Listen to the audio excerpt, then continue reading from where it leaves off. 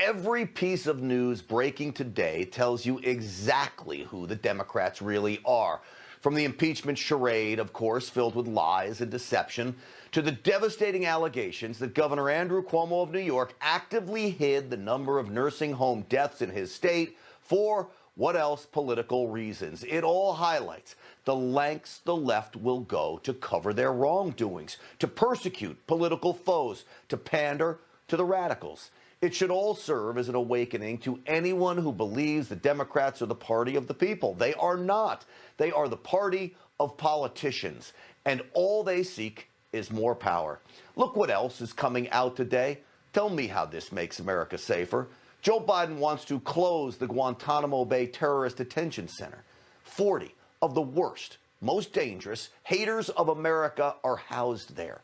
They are believed to be responsible for killing thousands of Americans and others across the globe.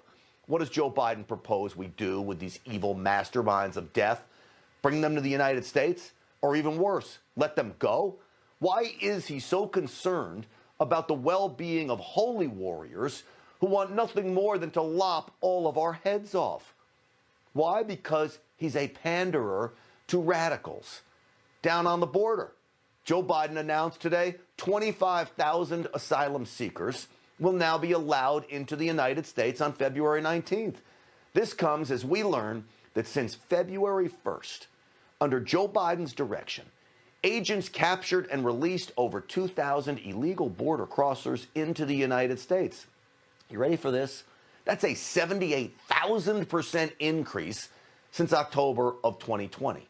All of this is quietly happening while President Trump's legal team defends him from a bogus, phony, fake, fraud of a trial for inciting an insurrection that was nothing of the sort. Today, the president's team put on its case, and really, they dropped the bomb on the Democrats. We would like to discuss the hatred, the vitriol, the political opportunism that has brought us here today. The rush to judgment for a snap impeachment in this case was just one example of the denial of due process. Oh, and discuss it they did. You see, the Democrats managed to waste 3 days proving what we already knew.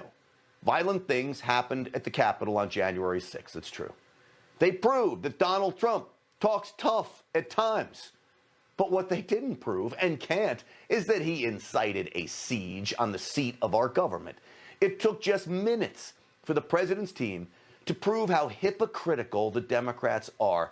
We cut a nearly 10-minute montage that makes clear, using liberal logic, the same logic they used to indict the president, that the Democrats are the ones who are guilty of inciting violence and riots across the country. Watch this.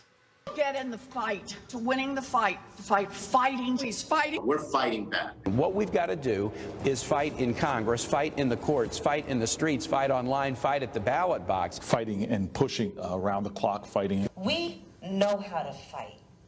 We like a good fight. We were born out of a fight.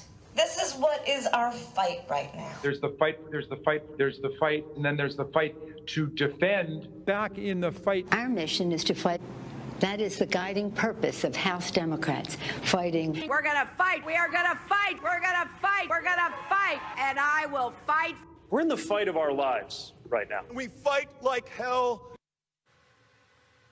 Well, the team, Trump's team, that is, did a heck of a job putting that together. And if you think that says it all, the Trump team offered up more proof the media and the Democrats not only excused the Black Lives Matter Antifa riots and destruction across the country, but they encouraged them. Watch this one. Everyone beware, because they're not going to stop. They're not going to stop before Election Day in November, and they're not going to stop after.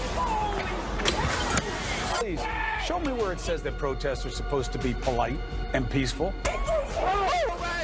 I just don't even know why there aren't uprisings all over the country. Maybe there will be. Destroying property which can be replaced is not violence. This is an apartment complex on fire. And it just collapsed. The building just collapsed. I have nowhere to go now. These people did this for no reason. This is just a snapshot of some of the damage that people will be waking up to. Going up, but police clearly. I'm proud of New York, and I'm proud of the protests. St. John's Church is on fire. Do you disavow the violence from Antifa? That's a myth. I hope someone burns down your whole precinct with all y'all inside. They're not going to let up, and they should not. That, folks, should be an awakening to anybody that supports the Democrats right there. This whole trial's a sham. It is an open and shut case that this impeachment is bogus. And an acquittal